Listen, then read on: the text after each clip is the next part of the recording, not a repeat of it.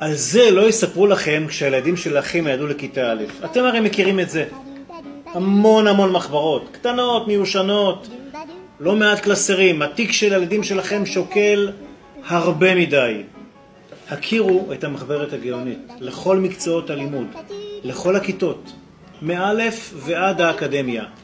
הנה דוגמה אחת למשהו שלא קורה בשום מחברת אחרת בעולם. קיבלתם דף עבודה? במחברת הגאונית מדביקים דפי למידה בתוך המחברת בקצה. זה כל כך פשוט, זה כל כך יעיל. הנה, אני לוקח סטריפ אחד של דבק, מדביק